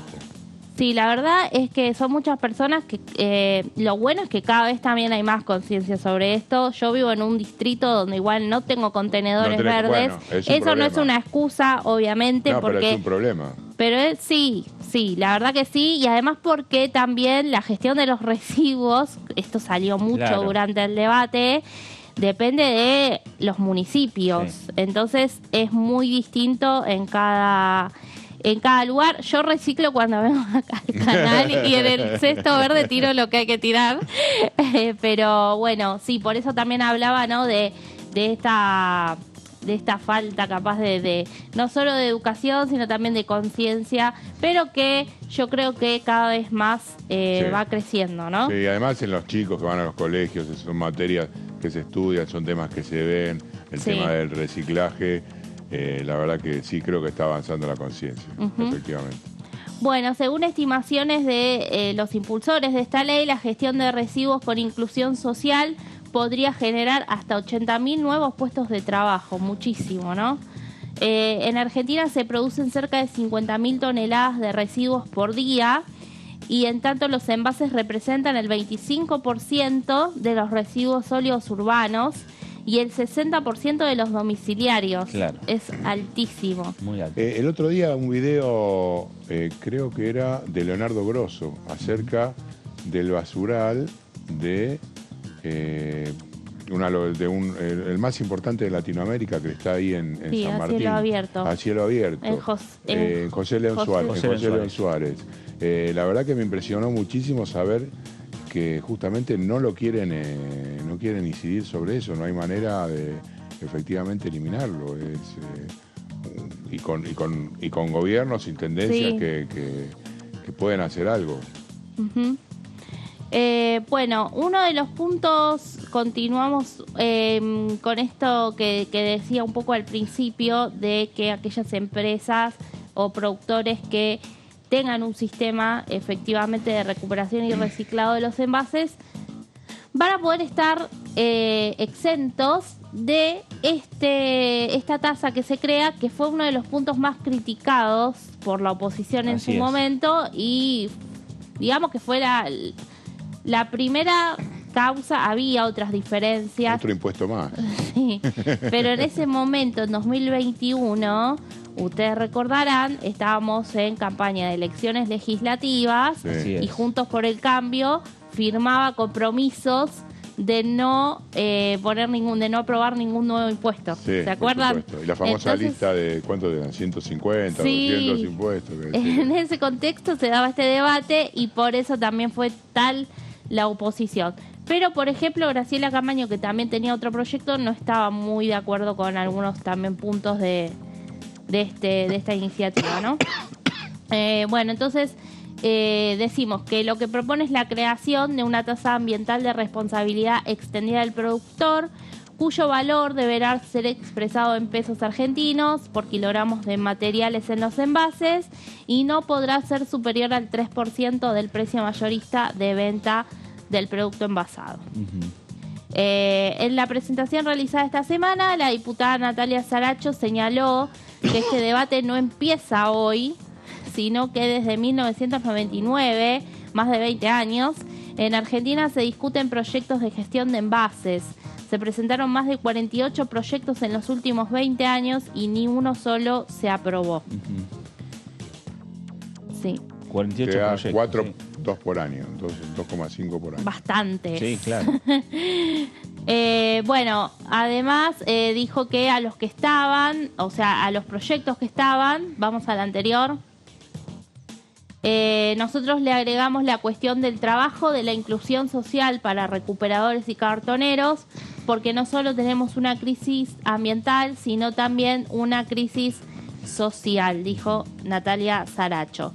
Y quien estuvo fue también el viceministro de Ambiente, Sergio Federovisky, que remarcó: si queremos tener políticas públicas en materia ambiental, esta ley debe ser aprobada. Él, como decía, desde el Poder Ejecutivo defiende muchísimo este proyecto. Ella estuvo en el debate anterior, claro, ¿no? Cuando se discutió y que sí, tuvo dictamen de comisión. En esta presentación, en esta presentación también estuvo Candela Nazi, creo, Nazi. Sí, con doble S. Claro. Onisi, bueno. Ella es jefa de gabinete del ministerio y me acuerdo que habían traído una presentación muy interesante sobre la tasa, sobre los distintos envases, bueno, con unas diapositivas realmente muy didácticas, ¿no? Lo que agregó el viceministro, no nos dimos por vencidos, dice, con el tema, sino que 1 año y medio después vuelve. Hemos recibido en nuestras oficinas a todos los sectores empresarios, hemos mostrado una voluntad de diálogo indiscutible e inocultable. Lo que queremos es reciprocidad porque tiene que haber una ley de envases en Argentina. Bueno. Y tenemos una más, creo. Bueno, hasta acá estamos. Esta fue la presentación nuevamente de la ley de envases. Veremos si tiene alguna chance en lo que queda del año. Bueno, gracias Meli, porque siempre decimos, ¿no? Se van sumando los temas, se van sumando los debates a la agenda de esta Cámara de Diputados de la Nación en este momento particular, porque obviamente avanza el calendario electoral en las provincias. El domingo hay elecciones en la provincia del Chaco. Hubo elecciones la semana pasada en otras 4 provincias. Se esperan también para los próximos días no solo las elecciones como se van a dar en la provincia, por ejemplo, de Córdoba. Está el tema también de los cierres de las candidaturas o precandidaturas para los cargos que tienen que ver con presidente, vice y también la conformación del futuro Congreso, de los 24 senadores, de los 147 diputados nacionales que se tienen que elegir, 127 diputados nacionales que se tienen que elegir en esta oportunidad. Es decir, que son momentos de definiciones importantes desde el punto de vista político que se dan fuera del Parlamento Nacional, pero por supuesto repercuten dentro. Y este proyecto se suma a la agenda de los diferentes proyectos, las diferentes iniciativas, pero que calcular el momento en el cual comience su tratamiento en las comisiones respectivas, ya hay incertidumbre, porque es difícil para conformar las comisiones, es difícil para convocar a los diferentes diputados y a las diferentes diputadas, pero pese a eso hay una fecha que ya nos marcaba el diputado Selva, el 28 de junio. Anticipo aquí en Diputados Televisión. Así es, con posibilidades de sesionar por parte de la Cámara. Cuando, Fabián, vos planteabas cuáles son los temas, a mí yo me imaginé el tema de la situación de los créditos UBA. Yo también. ¿No? Sí, por supuesto. Es uno de los temas centrales. Sí, hay varios temas. Hay varios temas. Hay algunos que están por consenso, que estaban en el listado anterior, pero creo que va de alguna manera a concentrar el interés mayoritario en caso de tratarse, porque hay oposición clara de los bancos de que esta norma se apruebe. Así que están en gatera unos cuantos temas. Supongo que si ya lo dijo de esta manera, no diría un 100% porque siempre algo puede fallar, pero yo le doy altas chances de que efectivamente ocurra. Porque además es un momento para distenderse después de tanta tensión que van a tener los legisladores, los políticos, ¿no? Que es en definitiva con el cierre de las listas. Sí, acordate que el día anterior está la Comisión de Juicio Político, o sea que va a ser una semana también interesante desde el punto de vista de la Cámara, porque va a estar la presencia del Ministro de Interior, los gobernadores, y el día siguiente, si se confirma, entonces esta nueva reunión en el recinto, que además va a ser lugar donde va a rebotar todo lo que pase el día anterior en la Comisión de Juicio Político. Claro, en definitiva, cuáles son las definiciones que hoy por hoy tiene que tomar no solo el oficialismo, porque a veces nos ponemos a pensar si el candidato será Guado de Pedro, el candidato será Massa, el candidato será Juan Mansur, será otro gobernador. Esa es un interrogante, pero del otro lado de Juntos por el Cambio también están los interrogantes y las especulaciones respecto a ¿será Horacio Rodríguez Larreta acompañado por Morales? ¿Será Morales acompañado por Bullrich? ¿Bullrich será acompañado por...? Hay que ver de qué manera también resuelve la oposición su situación interna respecto a las primarias abiertas, simultáneas y obligatorias. El 24 se define y el 28 hay sesión aquí en la Cámara de Diputados, por lo menos es lo que espera el oficialismo, y está trabajando ahí también las autoridades de la Cámara de Diputados. Meli, gracias. Gracias, buen Fabi, fin de semana. Gracias. Feliz día. Feliz día también. Para los que están del otro lado también. Y a usted también. Gracias por estar ahí. Quédese en sintonía, quédese en Diputados Televisión para tener, como siempre, la mejor información de lo que pasa por aquí, por el Congreso Nacional. Esto fue el análisis. Gracias. Nos reencontramos.